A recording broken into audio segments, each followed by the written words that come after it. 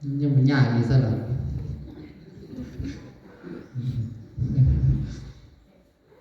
พวกเขาเป็นเพื่อนร่วมเกิดแก่เจ็บตายด้วยกันทั้งหมดทั้งสิ้น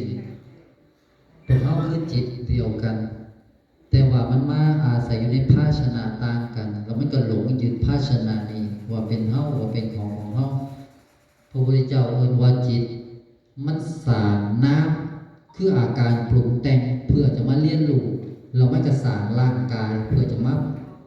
อาศัยอีกสั้นหนึ่งเปรียบเสมือนไข่แดงมันสร้างไข่ขาวมาห่อหุ้มตัวมันไข่ขาวมาแม่นไข่แดงเข้าใจบ่ไม่ใช่เข้าใจเนาะไข่แดงสร้างไข่ขาวกับมาห่อหุ้มตัวมันเพื่อเป็นเครื่องมือแล้วไข่ขาวกับสร้างเปลือกอีกสั้นหนึ่งคือรูปลักษณ์ภายนอก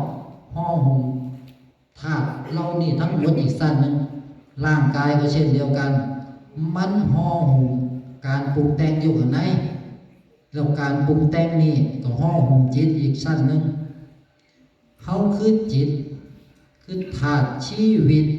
เป็นอมตะธาตุเป็นธรรมธาตุพระพุทธเจ้าได้ทวนกระแสโมโหแจ้งจิตหูว่า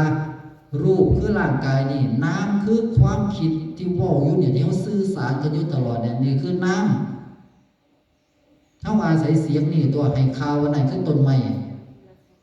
สิ่งนั้นมันไม่ได้บอกว่าเป็นอย่างไรกระเสียงนี่ตัวให้ข่าววันไหนต้นไม้ให้ข่าวว่าต้นไม้นี่มันเลวอันนี้ต้นไม้ดีเก่งหลายไปให้ข่าวเขานี่พอดีเนี่ยคนนี้มันพอดีหรอกอย่าไปโขกมันเด้อพวกนี้ดีเห็นว่าเสียงนี่บ่บอกแม่นบ่แม่นเสียงนี่บ่บอกเสียงมันเนี่ยอย่างเสียงเคยสังเกตทวนเข้ามาตื่นรู้อยู่ข้างในว่าทุกอย่างบนโลกใบนี้เขาคิดกันเขาอาศัยเสียงเนี่ยในการคิดอยู่ตลอดเลยเคยสังเกตข้างในว่าโลกใบนี้มันเป็นโลกสมมุติซึ่งเขาคิดอยู่ตลอดเลยเนี่ยเขาอาศัยเสียงคิดอยู่ตลอดเลยเนี่ยเคยสังเกตเห็นว่าพระพุทธเจ้าบอกนี่คือโลกสมมุติเขาสมมุติทุกอย่างเลยแม่ฟังแล้วหูเรียงว่าน้องผู้ใดบ่หูเรียงยมก็คือลองจงให้ผัวอยู่ในใจด้วยแม่นความคิดว่ามันคิดอยู่ข้างในมันคิดจนเป็นโรคประสาทมันคิดจนมันซักผัวมันคิดจนมันซักผู้นั้นผู้นี้มันคิดจนมันนอนคิดนั่งคิดจนเกลียดตื่นเช้ามายังเกลียดเขาเสยอยู่เรื่องเมื่อวานมันผ่านไปแล้วนะเมื่อนี้มันยังคิดอยู่เสยอยู่น่ะเลยก็ความคิดเข้าไปเพียงเจ้าจะได้ลงหมอนรกคิดเข้าไปหลายเด้อที่เนี่ยบ่ได้มักคิดเมื่อจิตอาศัยความคิดปรุงแต่งเกิดว่าจิตมันอาศัยจิตตาสังขารจิตจะเกิดในมิติแห่งจิตตาสังขารเป็นมิติของกายละเอียดคิดเข้าไปเปียงมันจะเกิดกระแสปั้นปรุงแต่งจนแผดเผาร่างกายโลกสารพัดจะเกิดขึ้นวิบากกรรมทั้งหลายจะเกิดขึ้น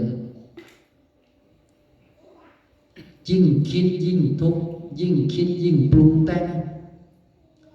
จิตก็เลยติดอยู่ในกระแสของการคิดปรุงแต่งเอิ้นว่าจิตมันติดจิตตาสังขารมันสร้างความคิดขึ้นมาแล้วมันก็ไหลไปกับความคิดของคิดเช่นนอนอยู่ดีๆแม่มันคือตาหักแต่เอาไม่ให้ผมเลยนะนี่คือความคิดในใจสมมติเขาอยู่บ้านซื่อๆเนาะเขาก็ได้คิดโอ้ยอยากมีลูกข่อยมีลูกเนี่ยโอ้ยข่อยก็จะมีความสุขข่อยลูกได้ลูกเขาขาตาหักมันคิดนะมันคิดหูจักว่านี่ความคิดอ่ะมันคิดแบบเนี่ยมันคิดว่ามันอยากได้เด็กน้อยอยากมีลูกเมียกับท่านในมีนะมันคิดอยากมีลูกผัวกับท่านในมีมันคิดอยากมีลูกเจ้าของยังเป็นเด็กหน่อยอยู่คิดอยากมีลูกมันคิดได้เหมือนแหละเห็นบอกว่าเจ้าของคิดเสียงที่มันเว้าในใจภาพที่มันปรากฏในใจนี่คือความคิดปรุงแต่งเป็นจิตตาสังขารเมื่อจิตมันสร้างการปรุงแต่งนี่เราไหลยึดความคิดปรุงแต่งนี่จิตจะเกิดในมิติปรุงแต่ง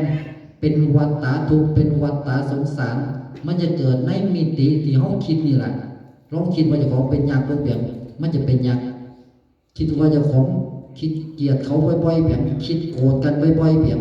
มันจะเกิดความร้อนความหนักอยู่ในจิตเนี่ยหมอนรกจะเกิดขึ้นตรงนี้แหละนี่คือการปรุงแต่งโลกของการปรุงแต่งให้คารูปทั้งหมดนี่ทุกอย่างบนโลกใบนี้นี่คือรูปมันโมเมนต์ต้นไม้มันโมเมนต์ตึกมันโมเมนต์ปูนมันโมเมนต์ดินมันโมเมนต์ฟ้ามันเป็นรูปเป็นสิ่งถูกรูปเข้าใจว่าแต่ว่าสมมุติต่างหากไอ้ความคิดที่เขาคิดอยู่ตลอดให้คาวันนี้คือต้นไม้ต้นย่างต้นสักต้นไม่แต่ไม่ยิกไม่ลัดหูจักไปมัดมันบ่แม่นเรื่องผิดแต่มันเป็นความคิดหูว่ากำลังคิดให้คาว่าผู้นี้มีสื่อมีนามสกุลเคยถามแม่ว่าตอนเกิดมาใหม่แม่บอกว่าอีสม อีสม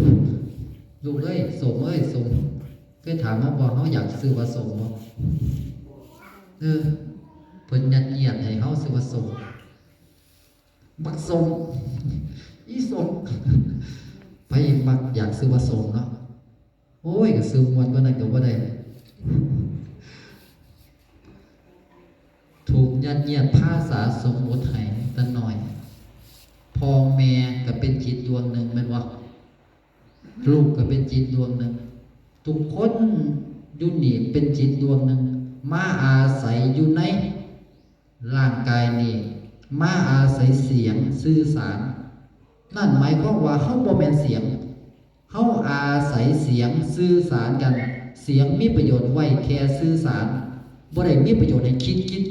ดเราก็ยึดความคิดนั้นเราก็ไหลจนเกิดอารมณ์แห่งคิดแห่งจมไปกับอารมณ์เคยสังเกตว่าคิดก็ไปเปรียบ